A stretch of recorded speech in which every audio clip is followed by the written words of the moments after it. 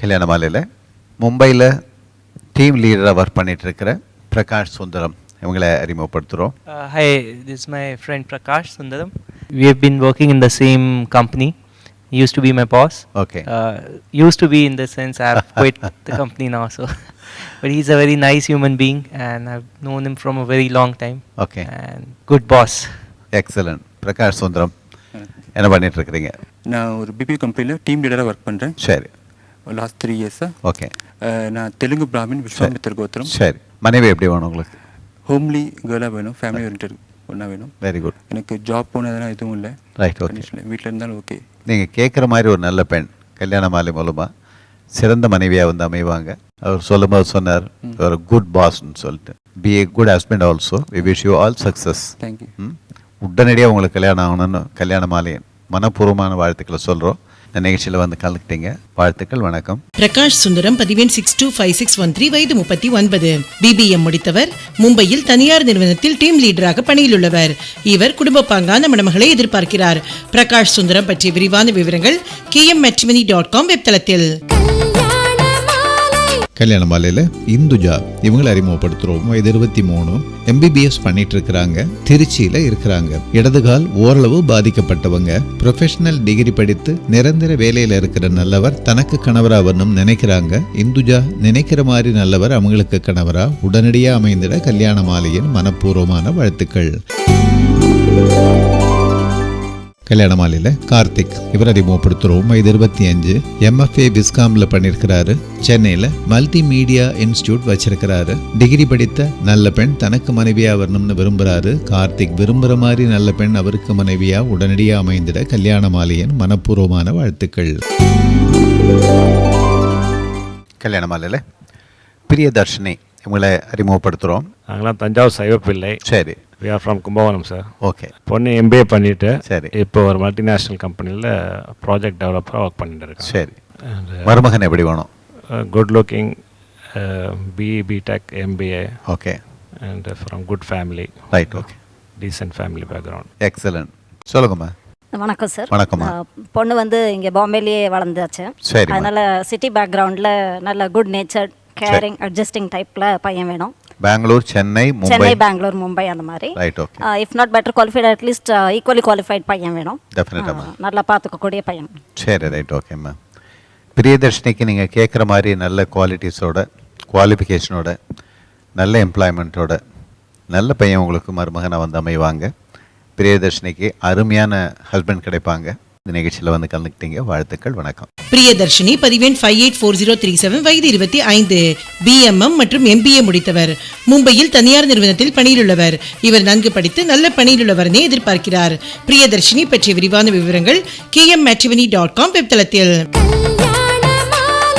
கல்யாண மாலையில் ராதாகிருஷ்ணன் இவர் அறிமுகப்படுத்துகிறோம். வயது 30, MA MPhil மற்றும் B.Ed பண்ணியிருக்கிறாரு. ஈரோடில் கவர்மெண்ட் டீச்சராக ஒர்க் பண்ணிட்டு இருக்கிறாரு. கண் பார்வை இல்லாதவர். டிகிரி படித்த நல்ல பெண் தனக்கு மனைவியாக வரணும்னு நினைக்கிறாரு. ராதாகிருஷ்ணனுக்கு மிகச்சிறந்த இல்வாழ்க்கை துணை அமைந்திட கல்யாண மாலையின் மனப்பூர்வமான வாழ்த்துக்கள். கல்யாண மாலையில் ரமேஷ் இவர் அறிமுகப்படுத்துகிறோம். வயது 40, ஸ்கூல் ஃபைனல் பண்ணியிருக்கிறாரு. சென்னை RMKBயில் சேல்ஸ்மேனாக ஒர்க் பண்ணிட்டு இருக்கிறாரு. ஓரளவு படித்து வேலைக்கு செல்லும் பெண் தனக்கு மனைவியாக வரணும்னு நினைக்கிறாரு. ரமேஷ் நினைக்கிற மாதிரி நல்ல பெண் அவருக்கு மனைவியாக உடனடியாக அமைந்திட கல்யாண மாலையின் மனப்பூர்வமான வாழ்த்துக்கள்.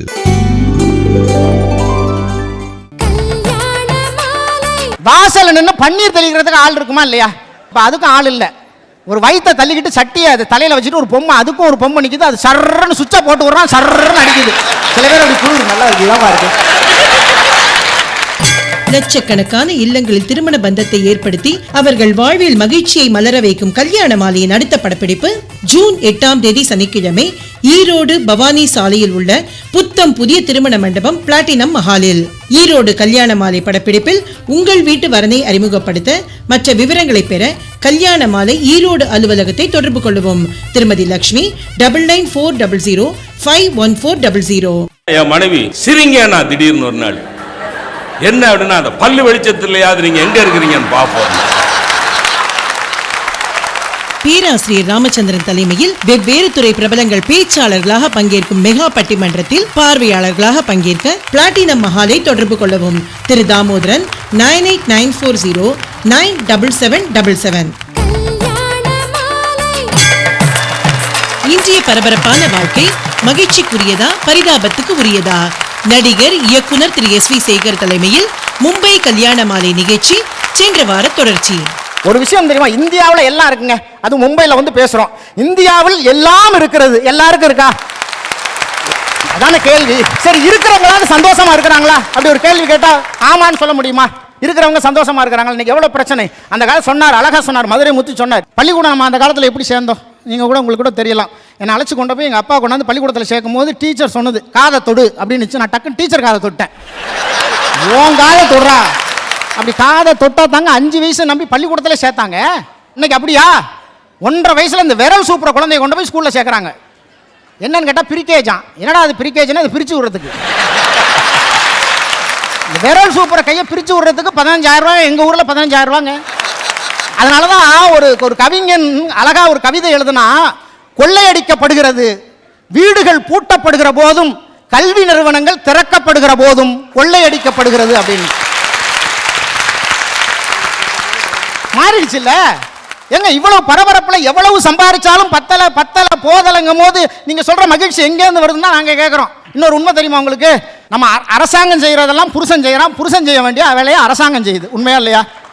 உங்களுக்கு இன்னும் புரியுற மாதிரி சொல்லணும்னா, புருஷன் தான் டிவி வாங்கி கொடுக்கணும், புருஷன் தான் தாலி வாங்கி கொடுக்கணும், புருஷன் தான் அடுப்பு வாங்கி கொடுக்கணும், புருஷன் தான் லேப்டாப் வாங்கி கொடுக்கணும். இதெல்லாம் அரசாங்கம் வாங்கி கொடுக்குது. அரசாங்கம் என்ன வாங்கி கொடுக்கணும்? கரண்ட் கொடுக்கணும். அதை புருஷன் இன்வெர்ட்டராக வாங்கி கொடுத்துட்டு இருக்கான். எடிசன் மின்சாரத்தை கண்டுபிடிச்சாரு, நம்ம தேடிக்கிட்டு இருக்கோம். அது வர வேண்டிய நேரத்தில் வரும். இந்த தாமஸ் ஆல்வா எடிசன் அவ்வளோ கஷ்டப்பட்டு கரண்ட் கண்டுபிடிச்சாரு. அவருக்கு அப்போ என்ன மரியாதை தெரியுமா? முதல்ல நிறையா தடவை ட்ரை பண்ணார், வரல, பல்பு எரியல. ராத்திரி 2 மணிக்கு திடீர்னு பல்பு எரியுது. யார்கிட்ட போய் சொல்ல முடியும்? ஒய்ஃபை எழுப்பி லைட் எரியுது, நான் சரி அணைச்சிட்டு படுங்க அப்படின்னாங்க. ஏன்னா ஒரு கிராமத்தில் ஒரு கவிஞன் அழகா சொன்னான், உப்ப எல்லாமா திருடுவாங்கன்னு கடைக்கு வெளியே வச்சதெல்லாம் அந்த காலம், ஓ அந்த காலம். இப்ப வச்ச இடத்துல இடம்தான் மிச்சம், இந்த காலம் அது இந்த காலம். எனக்கு விவரம் தெரிஞ்சப்போ உப்பு வாங்கணும்னா ஒரு 50 பைசா கொடுத்தா வாசல்ல சாக்கில் இருக்கு 2 படி அள்ளி போட்டுட்டு போன்னு சொன்ன காலம் போக உப்பு பாக்கெட் ஆகி உள்ள வந்துருச்சா இல்லையா? கால நாவுக்கு பொட்டுக்கல்ல வாங்கி காத தூரம் தான் நடந்து போனது அந்த காலம், ஓ அந்த காலம். இப்ப அடுத்த ஸ்டாப்ல இறங்கணும்னாலும் டிவி போட்ட வண்டி பார்த்து ஏறுறது இந்த காலம், அட இந்த காலம். நம்மளுடைய இயல்பான நகைச்சுவை உணர்வு குறைஞ்சு போச்சு இல்லைங்க? அதுதான் எனக்கு இயல்பா இப்ப யார் சிரிக்கிறோம்? எத்தனை பேர் சிரிக்கிறோம்? உண்மையிலே சிரிக்கிறோமா?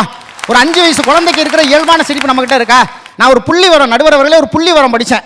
உலகத்திலே அதிகமான நகைச்சுவை புத்தகம் இந்தியாவில் தான் விற்குதான். உலகத்திலேயே மிகவும் நகைச்சுவை உணர்வு குறைவானவர்கள் இந்தியர்கள்ங்கிறான். 2 புள்ளி வரம் போட்டிருக்கு. எனக்கு ஒன்றும் புரியல, படிச்சுட்டு மனசுக்குள்ளே சிரிச்சுக்கிறானான்னு தெரியல. ஏன்னா நகைச்சுவைங்கிறது சுகப்பிரசவமாக வரணும், ஆப்ரேஷன் பண்ணி எடுக்கக்கூடாது. ஏன்னா கிராமத்தில் ஒருத்தன் அப்படி தான், எங்கள் ஊர் பக்கத்தில் 2 பேர் சிரிச்சுக்கிட்டே செத்து கிடந்திருக்கான் 10 வருஷத்துக்கு முன்னால். சிரிச்சுக்கிட்டே இறந்து கிடந்திருக்கான். ஆய்வாளர்கள்லாம் சென்னையிலேருந்து வந்து ஆய்வு பண்ணி பார்த்தாங்க, என்னடா 2 பேர் சிரிச்சுக்கிட்டே இறந்து கிடக்கிறான்னு. ஒருத்தனுக்கு 1 கோடி ரூபா லாட்டரி சீட்டு விழுந்திருக்கு. 1 கோடியானா சிரிச்சா இறந்துட்டான். அது இன்ப அதிர்ச்சி, ஒன்றும் கவலைப்பட நம்ம சந்தேகப்பட வேண்டியதில்லை. இன்னொருத்தன் எப்படா இறந்து போயிருக்கான்னு பார்த்தா அவன் புயல் மலையில் சிக்கி இறந்து போயிருக்கான். அது எப்படா புயல் மலையில் சிக்கி இறந்து போனவன் எப்படா சிரிச்சுக்கிட்டே இறந்துருப்பான் அப்படின்னு ஆய்வு பண்ணி பார்த்தா புயல் மலை அடிக்கும் போது மின்னல் அடிச்சிருக்கு, யாரோ போட்டோ எடுக்கிறாங்கன்னு சிரிச்சிருக்கான். நீங்கள் அதெல்லாம் வேணுங்க. ஏன்னா ஒரு கல்யாண மாலை பட்டிமன்றத்தில் பேசுகிறோம். இன்னைக்கு திருமணங்கள் கூட ஒரு 10 வருஷத்துக்கு முன்னால் நடந்த மாதிரி இப்போ நடக்குதாங்க. 10 வருஷத்துக்கு முன்னால் வீட்டில் நடக்கும் திருமணங்கள், பெரியவங்க வாசலில் நின்று நம்மளை வரவேற்பாங்க. வாங்க மாமா, வாங்க சித்தப்பா, வாங்க பெரியப்பா அப்படின்னு வரவேற்பாங்க. இன்னைக்கு கல்யாண மண்டபத்தில் நடக்குது. எல்லா காரியமும் இப்போ கல்யாண மண்டபத்தில் தாங்க. 2 காரியம் தான் கல்யாண மண்டபத்தில் நடக்கலை. டெலிவரி ஒன்று கடைசி காரியம் ஒன்று, எல்லாம் கல்யாண மண்டபத்தில் தான். ஒரே நாளில் 5 கல்யாணம் அட்டன் பண்ணுறான் நம்ம ஆள். வேகமாக இந்த மண்டபத்துக்கு போகிறான், அப்புறம் அந்த மண்டபத்துக்கு போகிறான், இந்த மண்டபத்துக்கு போகிறான், கடைசியில் ஹோட்டலில் போய் சாப்பிட்டு போயிடுறான். வாசலில் நின்று வரவேற்கிறதுக்கு மண்டபத்தில் ஆள் இருக்கான்னு பார்த்தா இல்லை. ஒரு பொம்மையை நிறுத்தி வச்சிருக்காங்க, அது நம்மளை கூப்பிடுது. சில பேர் அதுகிட்ட போய் வணக்கம் சொல்லிட்டு போகிறான். வாசலில் நின்று பன்னீர் தெளிக்கிறதுக்கு ஆள் இருக்குமா இல்லையா? இப்போ அதுக்கும் ஆள் இல்லை. ஒரு வயிற்றை தள்ளிக்கிட்டு சட்டியை அது தலையில் வச்சுட்டு ஒரு பொம்மை, அதுக்கும் ஒரு பொம்மை நிற்கிது. அது சர்றன்னு சுவிட்சை போட்டு விடுறான், சர்றன்னு அடிக்குது. சில பேர் அப்படி குளிர் நல்லா இருக்கு, இதமாக இருக்கு. மனுஷனை காணுங்க. குடும்ப முறைகளே மாறி போச்சுங்க. உட்காந்து பேசுகிறோமா, ஒரு குடும்பத்தில் இன்னைக்கு ஒரு பையனோ இல்லை 2 பேரோ தான் இருக்கிறாங்க, அவ்வளோதானே இன்னைக்கு குடும்பத்தில். உட்காந்து குடும்பத்தில் ஒரு குடும்பமாக உட்காந்து ஒரு வேளை சாப்பாடு இன்னைக்கு சாப்பிட்றாங்களா? கணவனுக்கும் வேலை, மனைவிக்கும் வேலை. கணவன் லெட்டர் எழுதி வச்சுட்டு போகிறார், என்னுடைய ஆஃபீஸில் ஓவர் டைம், நான் இரவு 12 மணிக்கு தான் வருவேன் அப்படின்னு லெட்டர் எழுதி வச்சுட்டு போகிறார். படிச்சுட்டு மனைவி அது ஒரு லெட்டர் எழுதுது, நானும் எங்களுடைய ஆஃபீஸிலும் ஓவர் டைம், நானும் இரவு 12 மணிக்கு தான் வருவேன். பையன் அதையும் வாங்கி படிச்சுட்டு அவன் எழுதுறான் லெட்ரு. என்னுடைய கல்லூரியில் ஆண்டு விழா நடைபெறுகிறது, நான் முடித்து விட்டு என்னுடைய நண்பன் வீட்டில் தங்கிவிட்டு காலை 6 மணிக்கு தான் வருவேன் அவன் எழுதிட்டான். கரெக்டாக அந்த வீட்டுக்குள்ளே 10 மணிக்கு ஒரு திருடன் வந்தான். இதெல்லாத்தையும் எடுத்து படித்து பார்த்தான். இன்னும் ஒரு 2 மணி நேரத்துக்கு பிரச்சனையே கிடையாது அப்படின்னு எல்லாத்தையும் சாக்கில் அள்ளி கட்டிட்டு அவன் ஒரு லெட்டர் எழுதினான். மாசத்துக்கு 2 தடவை இது மாதிரி செல்லுங்கள், எனக்கு வசதியாக இருக்கும். ஒரு காலத்தில் எம்ஜிஆர் கதாநாயகன் நடிப்பார். நம்பியார் வந்து சரோஜா தேவியை கடத்தி கொண்டு போயிடுவார். தேட்டரில் படம் பார்த்தவங்க கத்துனாங்க, படுபாவி எந்த படத்தில் பார்த்தாலும் இதை தானே செய்யலாம், காப்பாற்றுறதுக்கு அந்த தம்பியை காணுமே. யார் அந்த தம்பி? எம்ஜிஆர் கரெக்டாக வருவாருங்க, ஆலமர விருதை பிடிச்சிட்டு கரெக்டாக வந்து வெள்ள குதிரையில் உட்காந்து போய் அடிச்சு நம்பியாரை தூக்கி போட்டு சரோஜா தேவியை காப்பாற்றினார். அப்போ இன்னைக்கும் அதே காட்சி தான். நம்மளால சத்தமே போடலையே.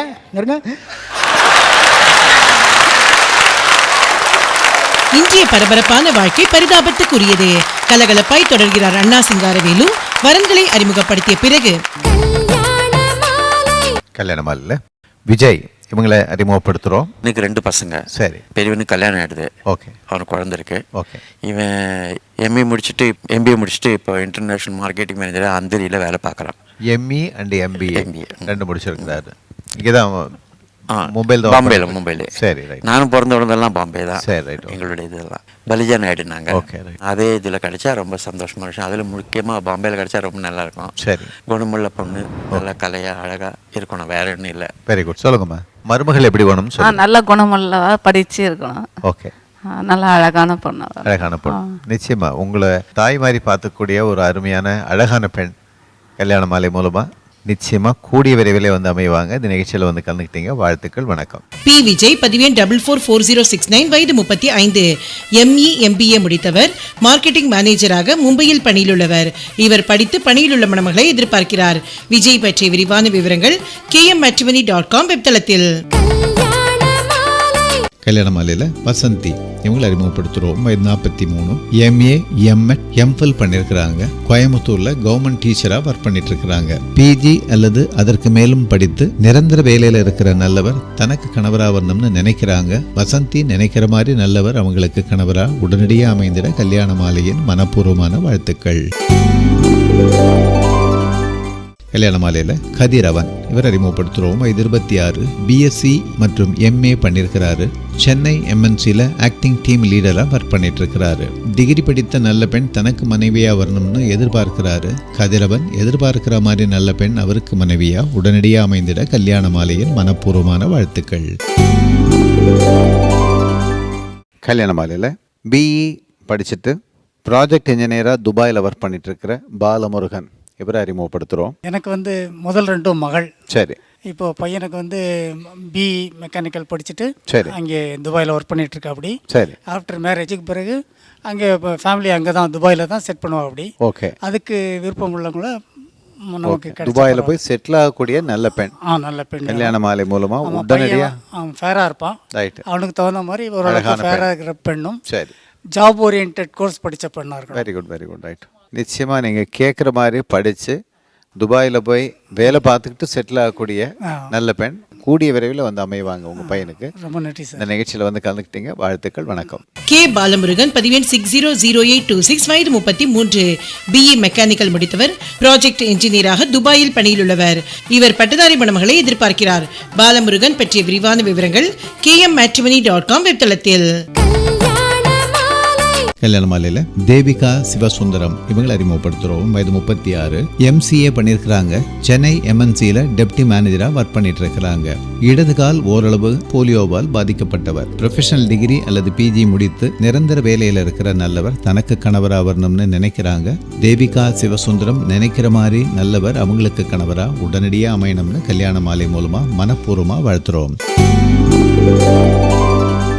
கல்யாண மாலையில் பிரபு இவர் அறிமுகப்படுத்துகிறோம். வயது 30, ஸ்கூல் படிச்சிருக்கிறாரு. பெங்களூர்ல சூப்பர்வைசராக ஒர்க் பண்ணிட்டு இருக்கிறாரு. ஓரளவு படித்த நல்ல பெண் தனக்கு மனைவியாக வரணும்னு விரும்புகிறாரு. பிரபு விரும்புற மாதிரி நல்ல பெண் அவருக்கு மனைவியா உடனடியா அமையணும்னு கல்யாண மாலை மூலமா மனப்பூர்வமா வாழ்த்துறோம்.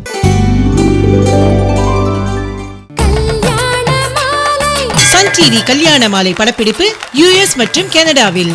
இந்தியாவின் அனைத்து பெரிய ஊர்களிலும், சிங்கப்பூர், தோஹா, துபாய் ஆகிய வெளிநாடுகளிலும் நடந்து வந்த கல்யாண மாலை படப்பிடிப்பு இந்த ஆண்டு இறுதியில் அக்டோபர், நவம்பர் மாதங்களில் வெகு கோலாகலமாய் US மற்றும் கனடாவில் பல பாகங்களில் நடைபெற உள்ளது. US மற்றும் கனடாவில் தங்கள் பகுதியில் படப்பிடிப்பை நடத்த விரும்புவோர் மற்றும் நிகழ்ச்சியில் பங்கேற்றுக் கொள்ள விரும்புவோர் தொடர்பு கொள்ளவும். திருமதி Kala Iyer, Kalalaya, California. Handphone 510-305-9285. Email kalaiyer1@yahoo.com. மேலும் விவரங்களுக்கு லாக் செய்யவும் kmmatrimony.com. எனக்கு தெரிஞ்ச ஒருத்தட்ட கேட்டேன், உங்க கணவன் மனைவிக்கு எப்படிங்க? என்ன, எனக்கும் என் மனைவிக்கும் ஒரே ஒரு ஒற்றுமை தாங்க அப்படின்னாரு. பரவாயில்லையே, ஒரு ஒற்றுமையாவது இருக்க, என்னங்க? என்ன, 2 பேருக்கும் ஒரே நாளில் கல்யாணம் நடந்துச்சுங்கிற. ஒரே இன்னொருத்தர் சொல்றாரு, உங்க மனைவிக்கு சமைக்க தெரியுமா அப்படின்னு ஒருத்தர் கேட்டோன்னு அவர் சொல்றாரு, அதெல்லாம் சூப்பரா சமைப்பால. எப்படிங்க சமைப்பா? வீட்டுக்கு லேட்டா வந்தா தாளிப்பா, புடவை வாங்கி கொடுக்கலன்னா வறுத்து எடுத்துருவா, நகை வாங்கி கொடுக்கலன்னா பொங்கிடுவா அப்படின்னாரு. இதுதான் இன்னைக்கு குடும்பத்தில் இன்னைக்கு புரிஞ்சுக்கிற தன்மையில் இன்னைக்கு போய்கிட்டு இருக்கு இன்னைக்கு. அதனால ஒருத்தர் சொன்னார், அண்டார்டிகாவுக்கும் பொண்டாட்டிக்கும் ஒரே ஒரு வித்தியாசங்கன்னார் ஒருத்தர். அண்டார்டிகாவும் பொண்டாட்டிக்கும் ஒரே ஒரு, என்னங்க, அண்டார்டிகாவில் மனுஷன் வாழ முடியாது, பொண்டாட்டியோட புருஷன் வாழ முடியாதுங்கிற. நீங்க கிராமத்தில் இருக்கிற இயல்பான உணர்வு இன்னைக்கு இருக்கா? கிராமமும் மாறி போச்சு, அதை வேற விஷயம். கிராமத்தில் புதுசா ஒரு நாய் வந்தா கூட நம்ம கண்டுபிடிச்சிருவோம், இது நம்ம ஊர் நாய் மாதிரி தெரியலையே. ஆனா 15-20 வருஷமா பக்கத்து வீட்டில் இருக்கான், அவன் யாருன்னு தெரியல. வேதனையா சொன்னார் மதுரை முத்து. இன்னைக்கு முதியோர் இல்லங்கள்னு ஒரு வேதனை என்ன தெரியுமாங்க? தமிழ்நாட்டில் 162 முதியோர் இல்லங்கள் இருக்குங்கிறது எவ்வளவு பெரிய வேதனையான விஷயம். எங்க போய்கிட்டு இருக்கு நாடுங்கிற கேட்கறது. முதியோர் இல்லங்களை பத்தி சொன்னீங்க. போன மாதம் ஒரு முதியோர் இல்லத்தினுடைய ஆண்டு விழாவுக்கு நான் போயிருக்கேன். நான் ரொம்ப சிறப்பாக பராமரிச்சுட்டு வரேன்னு அந்த முதியோர் இல்லத்தை நடத்துகிறவர் சொல்கிறாரு. அப்போ இன்னொருத்தர் வந்து ஒரு பக்கையை கொடுத்துட்டு, ரொம்ப நல்லா நடத்துகிறப்ப அடுத்த மாதம் எங்கள் அம்மா அனுப்பிச்சிடுறேன் அப்படின்ட்டு போகிறாரு. என்ன, ஒரு காரில் வந்து இறங்கியிருக்காரு. அவருக்கு தன்னுடைய அம்மாவை பார்த்துக்க கூட அளவுக்கு வசதி இல்லைன்னு சொல்ல முடியாது, மனசு இல்லை. அதுதான் அடிப்படையான ஒரு விஷயம். என்ன, சின்ன குடும்பத்தில் கூட தாய் தந்தையரை பெருசாக பார்த்துக்கிறாங்க. பெரிய ஸ்டேட்டஸ் போக போக தான் இந்த முதியோர் இல்லம் அங்கெல்லாம் போகிறாங்க. அதுதான் ரொம்ப வருத்தமான ஒரு விஷயம். ஒரு காலத்தில் உணவே மருந்து, மருந்தே உணவு அப்படின்னு வாழ்ந்துக்கிட்டு இருந்தோம். ஆனால் இன்றைக்கி அப்படி வாழ்கிறோமா? அவசரமான கலாச்சாரம், அவசரம் தான், எல்லாம் அவசரம். ஃபாஸ்ட் ஃபுட் கலாச்சாரம். வேக வேகமாக போகிறோம், வேக வேகமாக சாப்பிட்டு, வேகாத சாப்பிட்டு, வேக வேகமாக போய் சேர்ந்துடுறோம். ஒரு காலத்தில் அதாவது இன்னும் நினச்சி பாருங்கள், மனுஷன் சாப்பிட்றதா இன்றைக்கி மிருகம் சாப்பிட்றான், மிருகம் சாப்பிட்றதா மனுஷன் சாப்பிட்றான். இருக்குதா இல்லையா? வேப்பிலையே ஆடு திணிச்சு இன்றைக்கி அதை நம்ம ஆள் ஜூஸ் பண்ணி சாப்பிட்றான். ஏங்கன்னா சுகர் குறைஞ்சாலும் குறையும் அப்படின்னு ஒரு நம்பிக்கை. அருகம்புள்ள மாடு தாங்க சாப்பிட்டுச்சு, இப்போ அதை ஜூஸ் பண்ணி மனுஷன் சாப்பிட்றான்.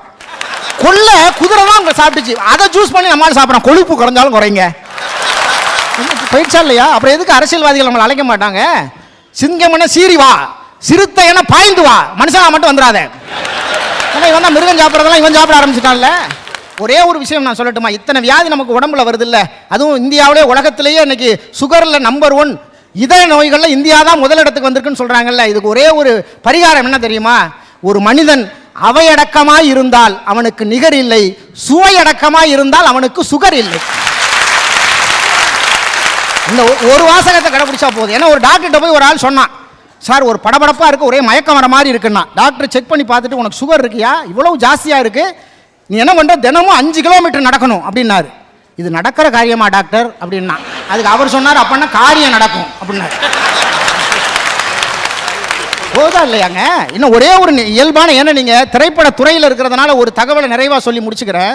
ஏன்னா அந்த காலம் மாதிரி இன்னைக்கு இல்லை.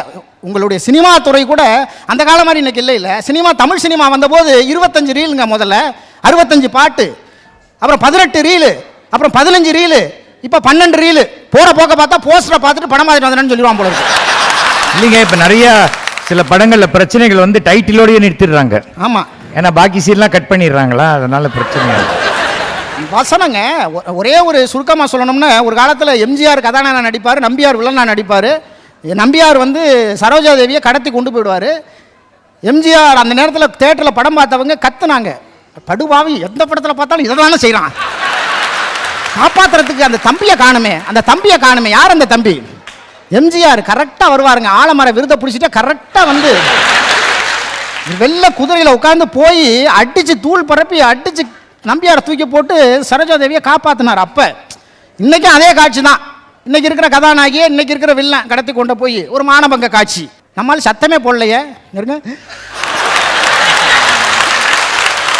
இன்னைக்கு எப்போ வருவார், யார் தலைவர் காப்பாற்ற வரமாட்டாரான்னு சொன்னால் அப்படி பார்க்குறான். இன்னைக்கு மனநிலையே மாறி போச்சுங்க. இன்னைக்கு எல்லாமே மாறி போச்சு. ஒரு காலத்தில் வசனம் நீட்டு முழக்கிறாங்க. எங்களோட வயலுக்கு வந்தாயா, ஏற்றம் இறைத்தாயா, நீர் பாய்ச்சினாயா, நெடுவயல் நிறைகண்டாயா, நாத்து நட்டாயா, களை பறித்தாயா, கலனிவாழ் உழவர்களுக்கு கஞ்சுகளாயம் சோந்தாயா. இவ்வளோ வசனம்லாம் இப்போ கிடையாது. பெரிய வசனம்னா அவ்வளோதான். என்ன பெரிய வசனம்? வில்லன் ஏய் ஏய் ஏய் ஏய் அவ்வளோதான். பதிலுக்கு கதாநாயகன் இதுக்கு 20 லட்ச ரூபா செலவு பண்ணுறாங்கிறாங்க. தூக்கணாங்குருவி 100 வருஷத்துக்கு முன்னால் கூடு கட்டி இருந்துச்சுங்க. இன்றைக்கும் அதே தூக்கணாங்குருவி கூடு தான் கட்டியிருக்கு. அது வீடு கட்டலை, லோன் வாங்கி வீடு கட்டலை. ஆனால் மனுஷன் காட்டில் இருந்தான், குகையில் இருந்தான், அப்புறம் சின்ன கீத்து வீடு கட்டினான், கூரை வீடு, மச்சி வீடு, மாடி வீடுன்னு இன்னைக்கு பில்டிங்காக மனிதன் மாறினா. இவ்வளோ உயரத்துக்கு வந்த மனிதன் இன்னும் நிம்மதியை மட்டும் கிடைக்காம தெரிஞ்சுக்கிட்டு இருக்கமே, அதை சொல்கிறதுக்கு தானே வந்திருக்கோம். சரி, நம்ம எல்லாம் என்ன சொல்கிறோம்? இறுதியாக நிறைவாக நான் முடிக்கணும்னு ஒரே வார்த்தையில் நம்ம அதிகமாக பயன்படுத்துகிற வார்த்தை என்னங்க? களி முத்தி போச்சு, காலம் கெட்டு போச்சு, களி முத்தி போச்சு. இந்த வார்த்தையை நாம் சொல்லுகிற வரை நாம் வாழ்க்கையில், இந்த பரபரப்பான வாழ்க்கையில் நாம் மகிழ்ச்சியாக இல்லை என்பதுதான் உண்மை என்று சொல்லி, நடுவர் அவர்களே, அதையே நீங்கள் தீர்ப்பாக சொல்ல வேண்டும். ஏன் தெரியுமா அந்த தீர்ப்பை நீங்கள் வழங்கணும்னு நான் கேட்டுக்கிறேன். இந்த பரபரப்பான வாழ்க்கையில் நாம் எல்லாம் மகிழ்ச்சியாக இருக்கிறோம் என்று நீங்கள் தீர்ப்பு வழங்கினால் யாரும் கடன் கூட கொடுக்க மாட்டாங்க. அதனால இந்த பரபரப்பான வாழ்க்கையில் நாம் எல்லாம் உண்மையிலேயே பரிதாபத்துக்குரியவர்கள் தான் என்கிற நல்ல தீர்ப்பை நீங்கள் வழங்க வேண்டும் என்று கேட்டு மீண்டும் உங்கள் அத்தனை பேருக்கும் நன்றி கூறி வணக்கம் கூறி விடைபெற்றுக் கொள்கிறேன். நன்றி, வணக்கம். இன்னைக்கு வீட்டிலே உட்கார்ந்து பேசுவதற்கு நேரம் இருக்கிறதா? ரொம்ப ஆதங்கத்தோடு கேட்டார். நடுவர் அவர்களே, எனக்கு திருமணமாகி 24 ஆண்டுகள் ஆச்சு. எங்க வீட்டுல கணவன் மனைவி சண்டே கிடையாது தெரியுமா? ஏன் ஒய்ஃப் வேற ஊர்ல இருக்காங்களா? இல்ல. இன்றைய பரபரப்பான வாழ்க்கை பரிதாபத்துக்குரியதே என்று பேசிய அண்ணா சிங்காரவேலுவிற்கு மகிழ்ச்சிக்குரியதே என பதிலளிக்க வருகிறார் திரு KVK பெருமாள். அடுத்த வாரம் லட்சக்கணக்கான இல்லங்களில் திருமண பந்தத்தை ஏற்படுத்தி அவர்கள் வாழ்வில் மகிழ்ச்சியை மலர வைக்கும் கல்யாண மாலையின் அடுத்த படப்பிடிப்பு ஜூன் 8ஆம் தேதி சனிக்கிழமை ஈரோடு பவானி சாலையில் உள்ள புத்தம் புதிய திருமண மண்டபம் பிளாட்டினம் மஹாலில். ஈரோடு கல்யாண மாலை படப்பிடிப்பில் உங்கள் வீட்டு வரனை அறிமுகப்படுத்த மற்ற விவரங்களை பெற கல்யாண மாலை ஈரோடு அலுவலகத்தை தொடர்பு கொள்ளவும். திருமதி லட்சுமி 9940051400. எங்கள் கல்லூரியில் ஒரு ஆசிரியர் உயிரை கொடுத்து பாடம் நடத்துவாருமா. ஒரு நாள் நான் வராண்டாவில் போயிட்டு இருக்கேன், 2 பேர் முன்னாடி பேசிட்டு போகிறான். மாப்பிள்ள, மனுஷன் ஒரு சான் வயிற்றுக்கு என்னமா கத்துறாயா? பேராசிரியர் ராமச்சந்திரன் தலைமையில் வெவ்வேறு துறை பிரபலங்கள் பேச்சாளர்களாக பங்கேற்கும் மெகா பட்டிமன்றத்தில் பார்வையாளர்களாக பங்கேற்க பிளாட்டினம் மஹாலை தொடர்பு கொள்ளவும். திரு தாமோதரன் 9894097777. சன் டிவி கல்யாண மாலை படப்பிடிப்பு US மற்றும் கனடாவில். இந்தியாவின் அனைத்து பெரிய ஊர்களிலும், சிங்கப்பூர், தோஹா, துபாய் ஆகிய வெளிநாடுகளிலும் நடந்து வந்த கல்யாண மாலை படப்பிடிப்பு இந்த ஆண்டு இறுதியில் அக்டோபர் நவம்பர் மாதங்களில் வெகு கோலாகலமாய் US மற்றும் கனடாவில் பல பாகங்களில் நடைபெற உள்ளது. US மற்றும் கனடாவில் தங்கள் பகுதியில் படப்பிடிப்பை நடத்த விரும்புவோர் மற்றும் நிகழ்ச்சியில் பங்கேற்றுக் கொள்ள விரும்புவோர் தொடர்பு கொள்ளவும். திருமதி Kala Iyer, Kalalaya, California. Handphone 510-305-9285. Email kalaiyer1@yahoo.com. மேலும் விவரங்களுக்கு லாக் ஆன் செய்யவும் kmmatrimony.com.